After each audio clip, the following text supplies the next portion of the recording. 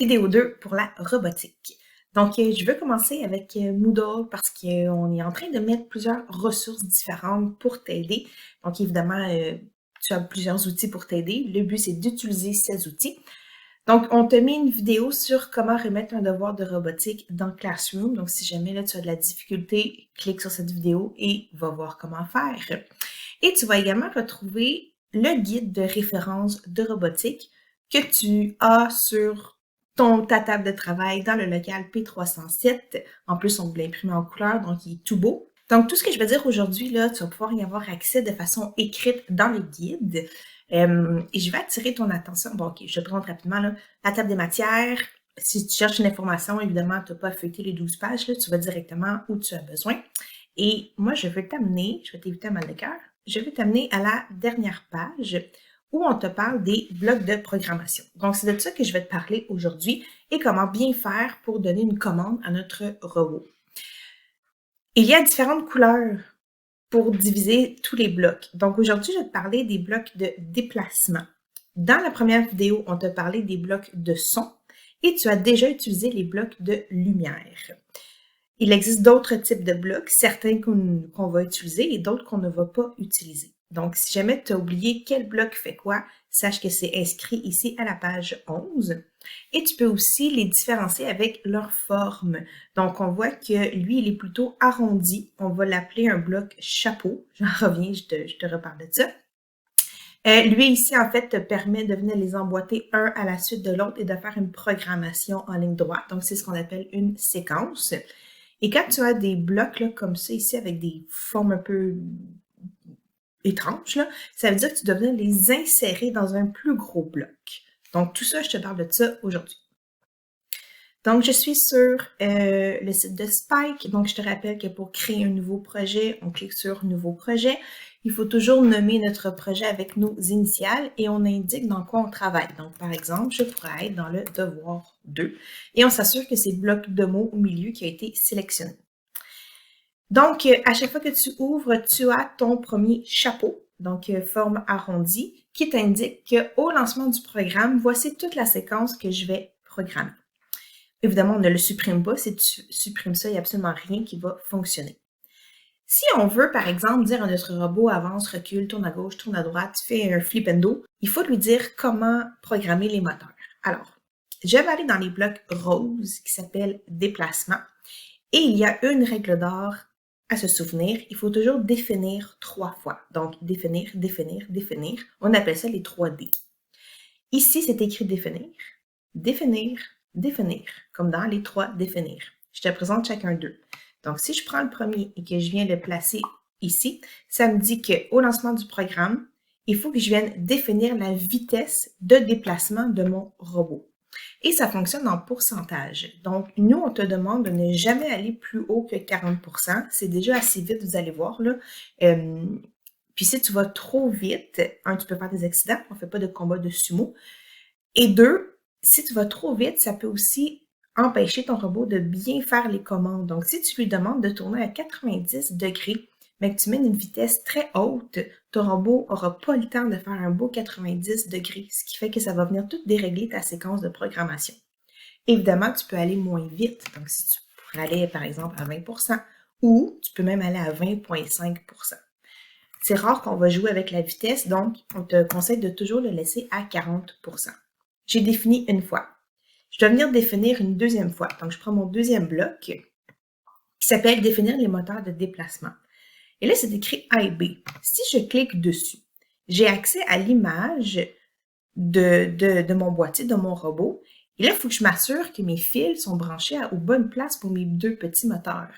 Donc ici, j'aurai le petit moteur A, le petit moteur B, qui sont pour venir déplacer le robot, donc ils vont venir faire fonctionner chacune des roues de chaque côté, donc un moteur pour la gauche, un moteur pour la droite. Mais si je clique dessus, voyez-vous que les lettres sont inversées et ici aussi.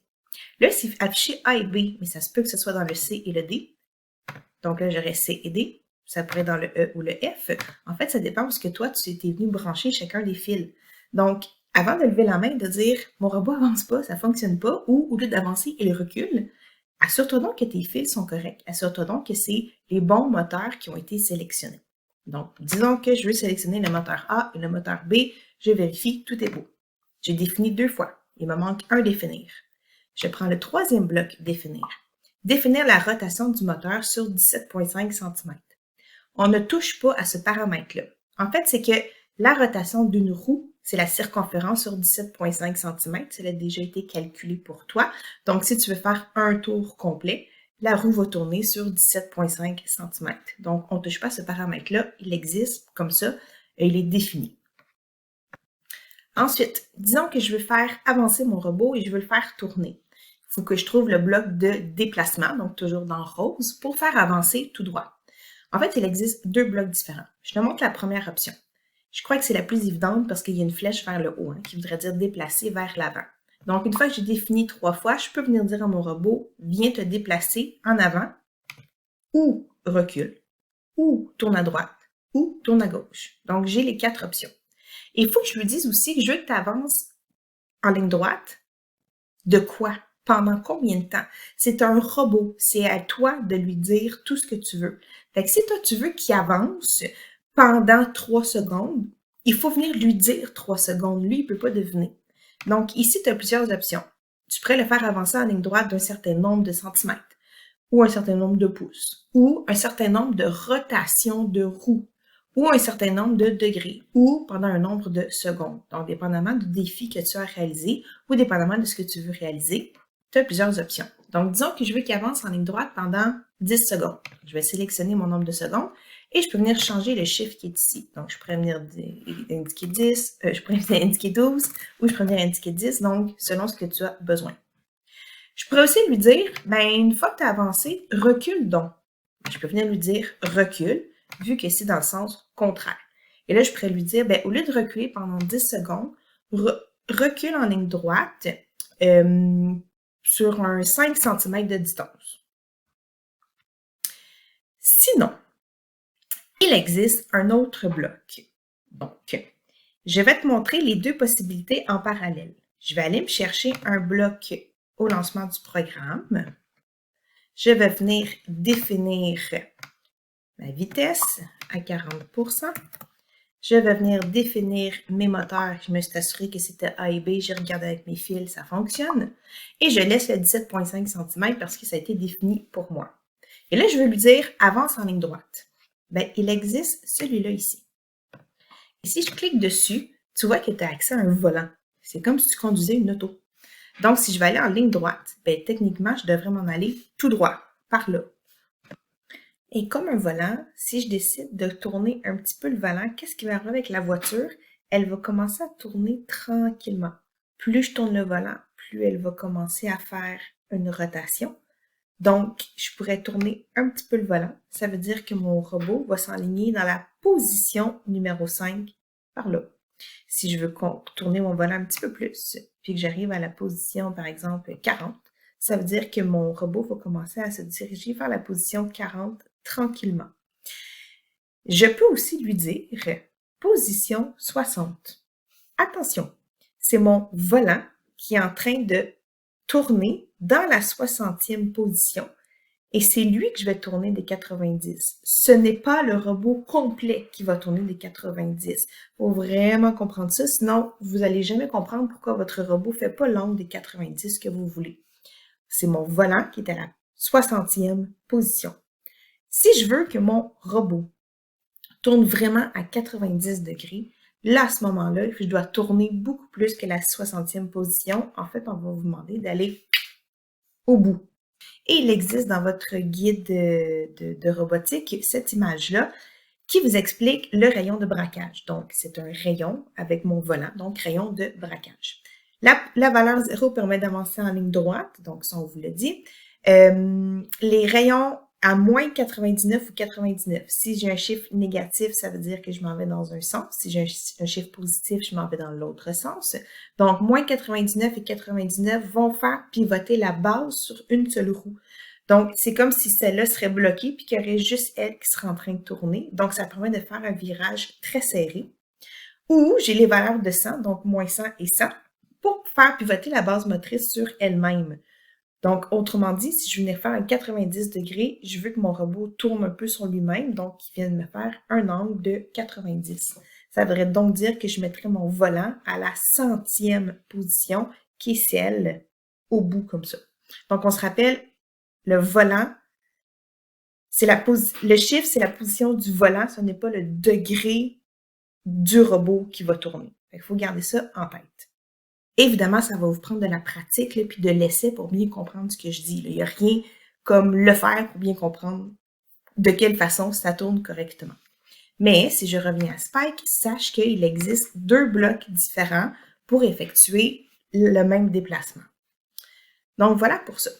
Et on va venir terminer notre programme en disant à notre robot, une fois que tu vas avoir fait la séquence que je t'ai demandé de faire, donc avancer, reculer, tourne à gauche, tourne à droite, donc évidemment, j'aurais pu lui dire, ben, tourne à droite pendant 0,2 degrés, par exemple. Vous verrez ce que ça fait en classe.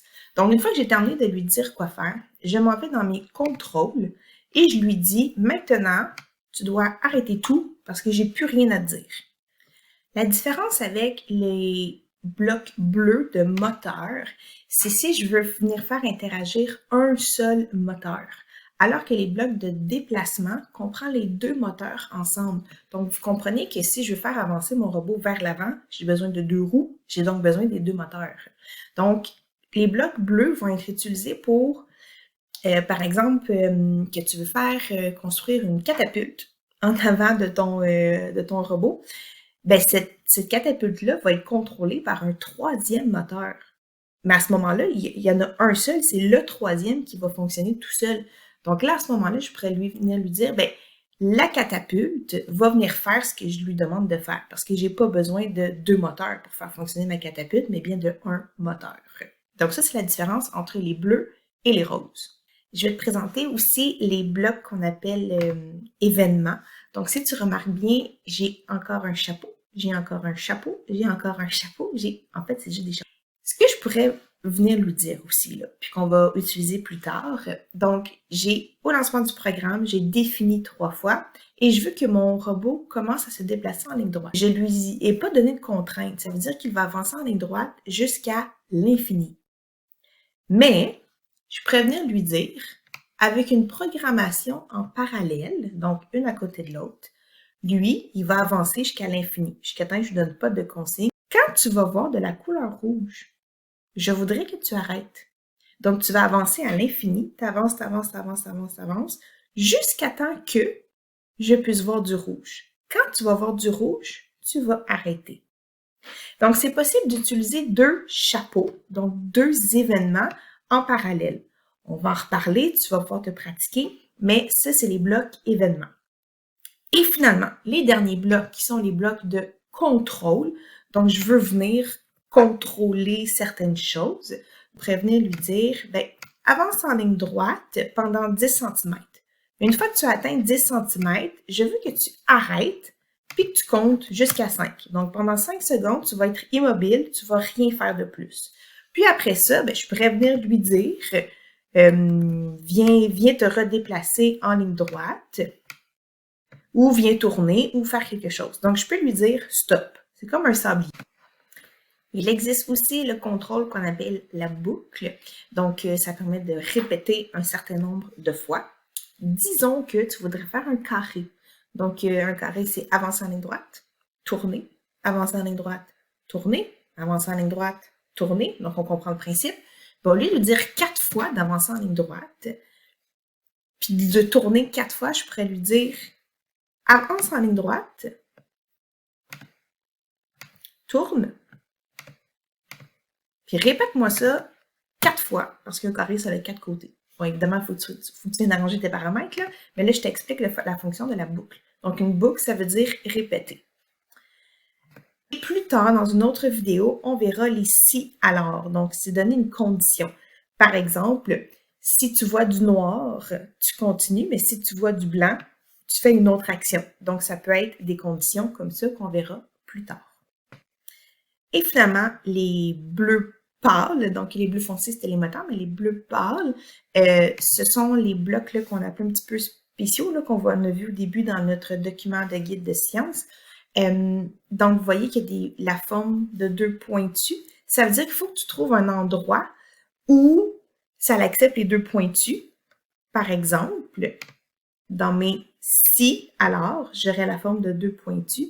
Ça veut dire qu'il y a juste des blocs bleus à 2 pointus qui peuvent rentrer ici.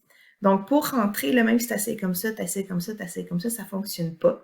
C'est juste parce qu'il faut toujours que tu le rentres vers la droite. Et là, tu peux le lâcher. Donc, tu comprends que si j'en ai un qui n'a pas de bout pointu, donc il y a des bouts arrondis, même si j'essaye, ça ne veut rien savoir.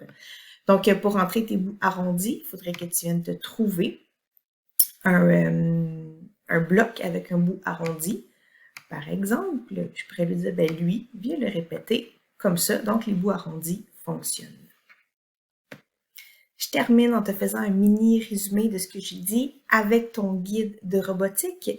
Donc, à la page 9, tu as la présentation là, des différents moteurs. Donc, ça, c'est ta brique. Ici, tu as un gros moteur. Donc, par exemple, tu voudrais faire une catapulte en avant de ton robot. Tu pourrais venir utiliser ton 3e moteur. Et tu as 2 petits là, ou 2 moyens moteurs, donc un pour chacune des roues. Je te rappelle que les blocs de couleurs que je t'ai présentés sont répétés de façon écrite à la page 11. Donc, je t'ai présenté tous les capteurs sauf opération variable et mes blocs. Je te rappelle qu'il y a des formes différentes, donc il faut respecter ces formes-là. Tu as aussi chacune des descriptions si jamais tu as oublié ce que ces blocs-là font.